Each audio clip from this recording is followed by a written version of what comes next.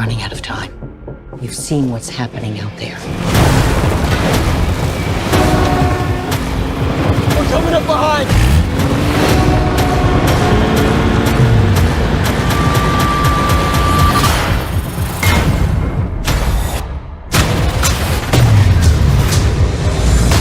Go! Hang on! I can handle Thomas. He'll show up eventually. That's what I'm afraid of. They took you because you're immune to a plague that's wiping out the human race. They think you're worth sacrificing to find a cure.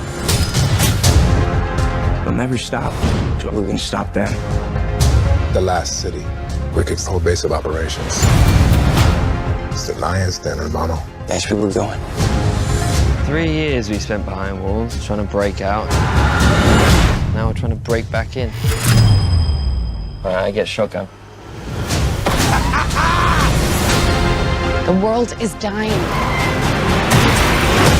If we find a cure, that's the only way all this was worth it. Do you regret it? What you did to us? But I did what I thought was right. There's no guarantee we make it back from this. Well, we started this together. May as well end it that way, too.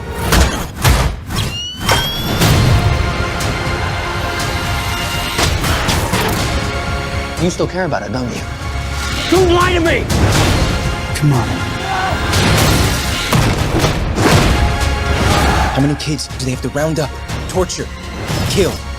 When the hell does it stop? It stops when we find a cure.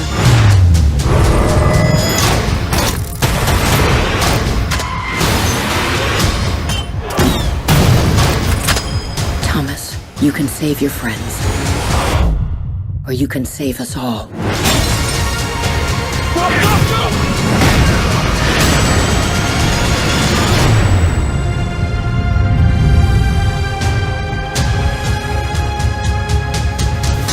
Please tell me.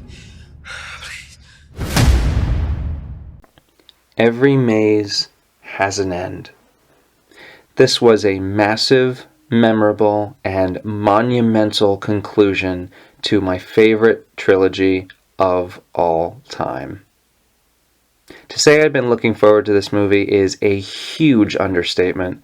I had been anticipating this threequel ever since the Scorch trials ended on that giant cliffhanger.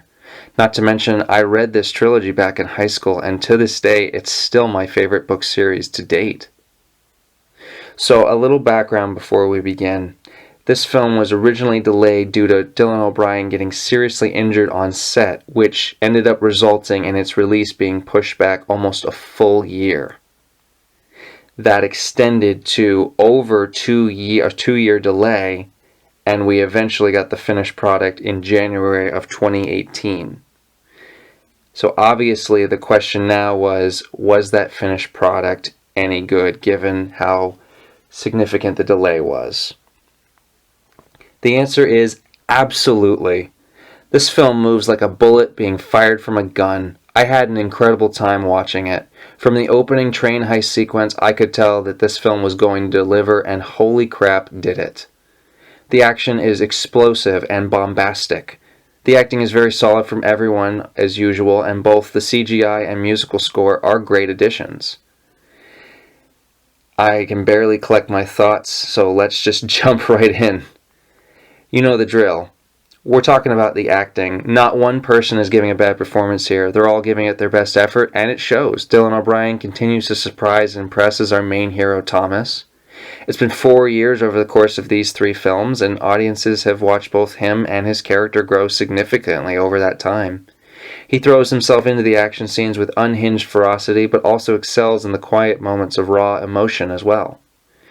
It's been a joy to watch him mature as an actor and a character. The rest of the cast is great too. Thomas Brody Sangster particularly shines as the loyal Newt, while Ki Hong Lee's Minho continues to be realistic and unpredictable.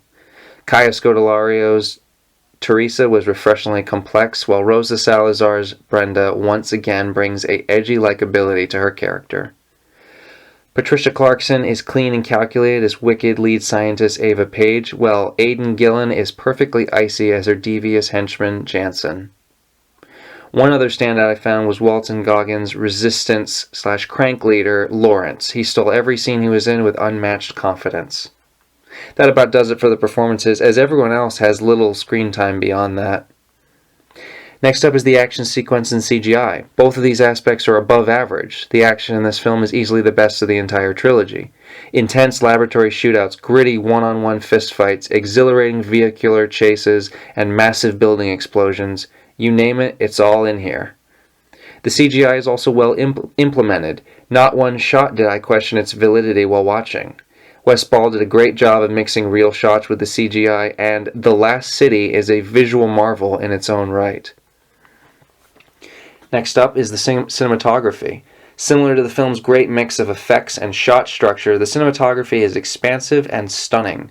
Hungarian cinematographer Gyula Pados, who previously worked on the Scorch trials, creates long takes of valleys, hillsides, and skyscrapers. Every shot is brimming with color, and the film overall looks great visually. Last topic on the docket is the musical score. Returning for a third and final time, John Pisano creates his best Maze Runner score out of the three. The fast-paced tracks up the scene's intensity, while melodic tempo swelled during the emotional sucker punches. He clearly strengthened as a composer throughout these three films, and the score grounded every scene with a sense of realism.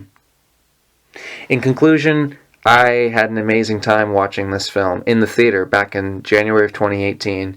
This is still easily my favorite of the movie trilogy, and I love how fast-paced the whole thing is. It's one heck of a wild ride, and I'll be rewatching this trilogy for years to come. A huge applause goes to Wes Ball for bringing my favorite book trilogy to the silver screen. What a ride it's been. I give Maze Runner: The Death Cure 5 out of 5 stars. Thank you so much for listening.